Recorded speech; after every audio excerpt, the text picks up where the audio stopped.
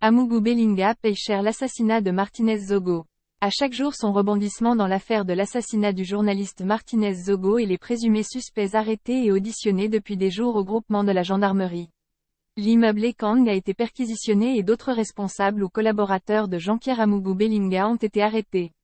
L'organisation internationale Reporters sans frontières, RSF, a fait de nouvelles révélations intrigantes, elle qui avait déjà indiqué d'après des documents confidentiels consultés que c'est le ministre de la Justice Laurent Esso qui a demandé de finir le travail, après que Jean-Pierre Amougou Bellinga lui a téléphoné pour demander ce qu'il fallait faire de Martínez Zogo déjà supplicié. Le responsable du bureau investigation Arnaud Froger indique que l'exploitation des téléphones portables et les auditions ont mis en lumière de nouveaux éléments à charge très lourds. Par conséquent, et comme on s'en doutait déjà depuis la disparition de Martínez Zogo, l'implication de l'homme d'affaires Jean-Pierre Amougou Bellinga se précise et l'étau se resserre autour du garde des Sceaux Laurent Esso, l'un des piliers du régime camerounais. Selon les confidences faites à RSF, cette exploitation des téléphones des suspects a permis de vérifier les appels passés entre Jean-Pierre Amougou Bellinga et Justin Danwé ainsi que celui passé au garde des Sceaux Laurent Esso dans la soirée du 17 janvier 2023. Longtemps annoncée par les médias et les lanceurs d'alerte, la reconstitution des faits serait devenue moins nécessaire. Face au grand nombre d'éléments à charge, la reconstitution des faits envisagés ces derniers jours ne semble désormais plus une priorité pour les enquêteurs selon les informations.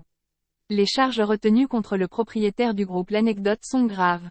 Les traces d'un paiement de 35 millions de francs CFA, environ 53 000 euros, qu'aurait fait parvenir Jean-Pierre Amougou Bellinga à Justin Danwé auraient été repérés.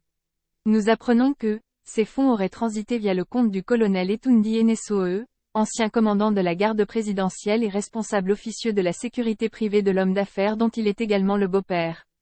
Par ailleurs, RSF apprend à l'opinion nationale et internationale avoir recueilli, au cours de ces 2 derniers jours, 2 témoignages faisant état de menaces proférées par Jean-Pierre Amougou Bellinga ou son entourage contre Martínez Zogo. Dans un enregistrement audio consulté par RSF, le journaliste s'inquiétait dès le 9 janvier, une semaine avant sa mort, d'avoir été contacté par un homme, très proche de lui. Ce dernier lui avait signifié que l'homme d'affaires voulait en finir avec lui, ainsi qu'avec au moins 8 autres journalistes camerounais. Si ce sujet vous intéresse, n'oubliez pas de laisser votre avis en commentaire.